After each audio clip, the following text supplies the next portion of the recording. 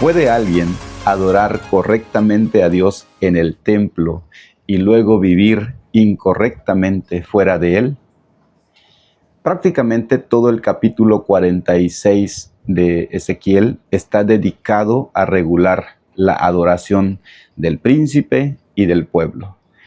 Dios establece cuándo y cómo deben presentarse delante de él, por qué puerta deben entrar, por qué puerta deben salir, qué sacrificios ofrecer, cuántos animales presentar y cómo deben prepararse las ofrendas. Y entonces, en medio de todas estas instrucciones sobre el culto, encontramos algo que parece estar fuera de lugar.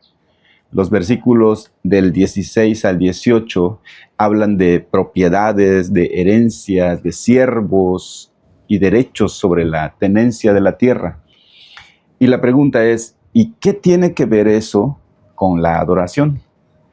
Vamos a la lectura de hoy, que la vamos a encontrar en Ezequiel capítulo 46, versículos del 16 al 24.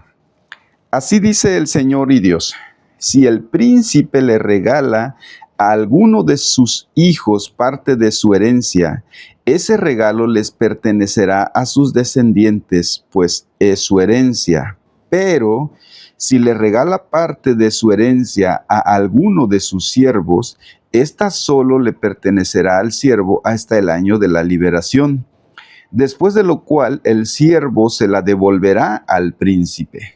La herencia del príncipe es patrimonio de sus descendientes. El príncipe no se apoderará de la herencia del pueblo, ni lo privará de lo que le pertenece. A sus hijos les dará solamente lo que sea parte de su propiedad personal. Así en mi pueblo nadie quedará despojado de su propiedad. Luego el hombre me llevó a la entrada que estaba al lado de la puerta, a las habitaciones que dan al norte y que estaban consagradas para los sacerdotes. Desde allí me mostró un espacio en el fondo, al lado oeste, y me dijo: este es el lugar donde los sacerdotes hervirán la carne de los animales ofrecidos en sacrificio por la culpa o por el pecado. También aquí se cocerán las ofrendas de cereales. Esto es para que no tengan que sacarlas al atrio exterior, pues el pueblo podría entrar en contacto con los objetos sagrados. Entonces me llevó al atrio exterior y me hizo pasar por las 4 esquinas del atrio. Vi que en cada ángulo había un pequeño atrio. En las 4 esquinas del atrio había atrios cercados, todos del mismo tamaño, de 40 codos de largo por 30 de ancho. Alrededor de los 4 atrios había un muro, y en todo el derredor de la parte baja del muro había unos fogones. Entonces me dijo: estas son las cocinas donde los servidores del templo hervirán los animales para los sacrificios del pueblo. A primera vista, parece que los versículos del 16 al 18 están planteando un cambio abrupto de tema. Pero al leerlo con mayor detenimiento, nos damos cuenta que están tocando un tema fundamental para la adoración. Es como si por medio de Ezequiel Dios estuviera diciendo: deben venir a adorarme, deben traer sus sacrificios, deben cumplir cuidadosamente con todo el ritual que les he ordenado, pero también quiero que se conduzcan con integridad en su vida diaria. El príncipe podía regalar parte de su propia herencia a sus hijos o a sus siervos, pero el príncipe, dice el versículo 18, el príncipe no tomará nada de la herencia del pueblo, ni los despojará de sus propiedades. Dios estaba poniendo un límite al poder del gobernante. El príncipe no era un faraón, no era un dueño absoluto, sino que tenía autoridad, pero a su vez estaba sometido bajo la autoridad de Dios. Ahora, si el príncipe daba parte de su propiedad como regalo a uno de sus siervos, éste podía conservarlo hasta el año de la liberación. Después, esa propiedad la tenía que devolver al príncipe. Es decir, tanto el príncipe como sus siervos están sujetos a los límites que Dios ha establecido sobre la propiedad. El príncipe no puede apropiarse de la herencia del pueblo y el siervo tampoco puede convertir en propiedad permanente lo que recibió como un regalo.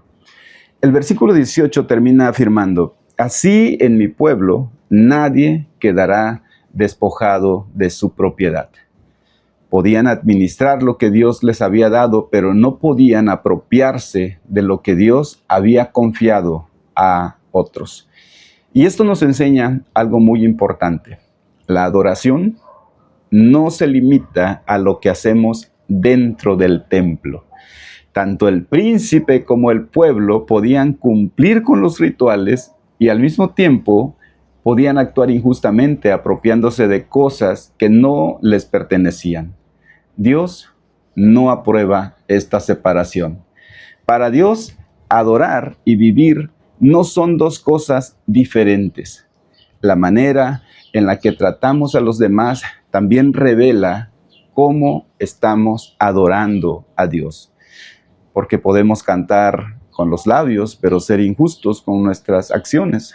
Podemos ayunar, pero al mismo tiempo vivir criticando a otros, esparcir el chisme o vivir llenos de hipocresía o rencor. Podemos incluso levantar nuestras manos en adoración, predicar o enseñar, pero humillar y someter a otros a nuestra autoridad. Podemos traer una ofrenda a Dios y al mismo tiempo despojar a alguien de lo que legítimamente le pertenece. Dios no quiere solamente una adoración correcta en el templo, quiere una vida que corresponda a esa adoración. Los versículos del 19 al 24 nos vuelven a llevar al templo. Ezequiel ve las cámaras donde los sacerdotes preparan las ofrendas y después las cocinas donde se preparan los sacrificios del pueblo. Así que, en esencia, vemos que este capítulo 46, todo tiene su lugar y todo tiene su propósito. Dios establece un orden para la adoración. Y en medio de todo este orden litúrgico o este orden cúltico, encontramos una advertencia de parte de Dios. El mensaje parece ser: no quiero solamente que sepan cómo acercarse a mí, quiero que sepan cómo vivir delante de mí. Cuando me adoren, deben hacerlo conforme a lo que he establecido, pero esa adoración debe estar respaldada por una vida correcta, una vida que sea íntegra.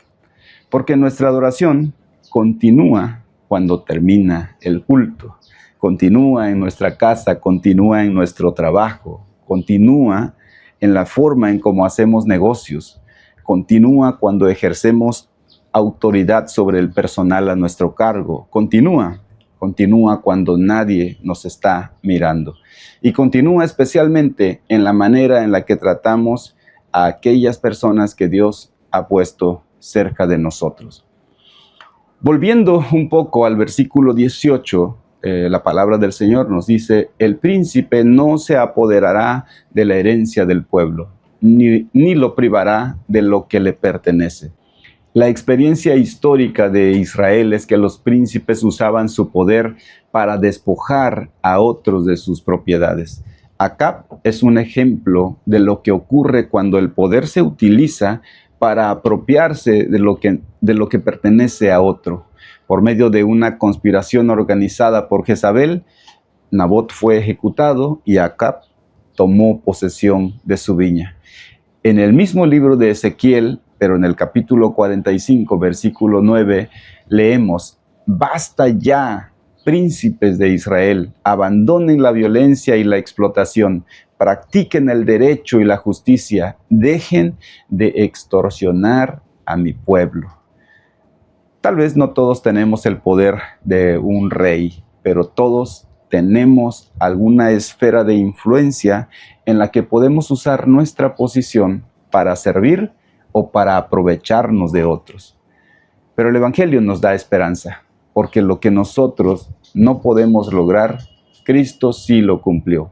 Como nuestro Rey, Cristo tiene toda autoridad sobre nosotros. Sin embargo, no utilizó esa autoridad para servirse. Al contrario, se despojó a sí mismo y vino a servirnos, entregando su vida por nosotros. En Cristo, nuestra adoración sale del templo y entra en las áreas concretas de nuestra vida. Cambia la manera en que tratamos a las personas y la manera en cómo ejercemos la autoridad que Dios nos ha confiado. En Cristo, la adoración verdadera no termina en el templo, sino que continúa en la manera en que nosotros vivimos.